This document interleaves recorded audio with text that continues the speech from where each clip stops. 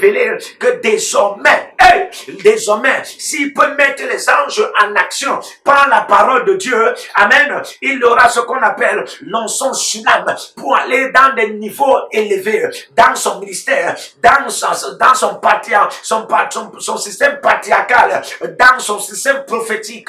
Est-ce que je parle à quelqu'un? Ce qui veut dire ici, il y a des hommes de Dieu, il y a des femmes de Dieu, alléluia. Dieu a établi l'onction Shulam. L'onction Shulam permet en sorte que les anges soient en action par la parole de Dieu. Mais écoutez-moi très bien, ici c'est pas seulement Dieu qui doit parler, parce que dès lors que l'onction Shulam est établie, j'ai dit l'onction Shulam, c'est l'onction d'élévation pour un autre niveau dans la vie, dans les affaires, dans le business, dans le ministère. Dès lors que cette onction est établie, vous aussi, vous en avez une parole à dire. Comme Dieu a parlé, les anges se sont mis en action. Amen. Dieu, j'entends que vous allez parler pour que les anges se mettent en action. L'action là, ça sera pour que l'onction Shulam vous soit satisfaisant. Amen.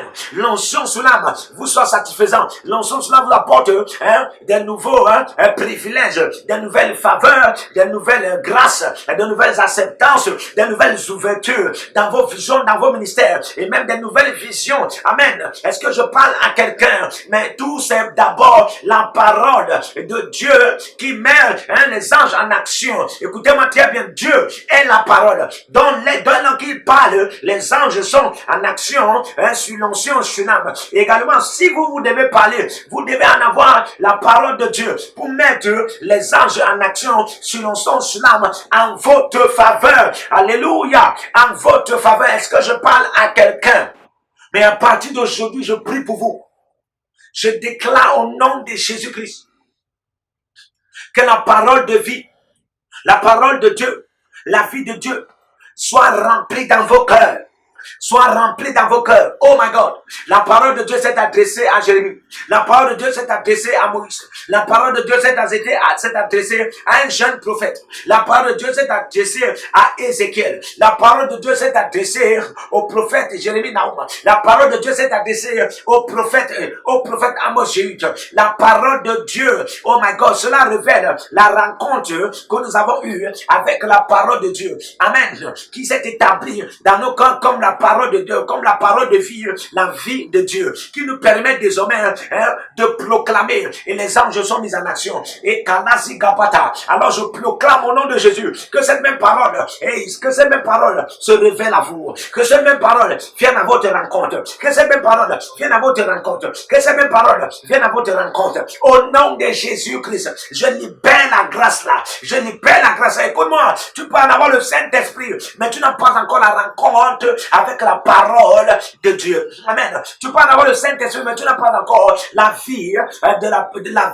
la vie de Dieu dans ton cœur. Tu peux en avoir le Saint-Esprit, mais tu as même le ministère, et tu as même l'église, mais tu n'as pas encore la parole de Dieu, la parole de vie, la vie de Dieu dans ton cœur. Amen. Et là, qu'est-ce qui se passe? Et quelqu'un m'a dit, mais comment c'est ça possible pour que quelqu'un ait le ministère, pour que quelqu'un ait l'appel, pour que quelqu'un ait une vision, et pour que quelqu'un ait une congrégation, une église est déjà bâtie, une communauté chrétienne établie dans un quartier, une ville.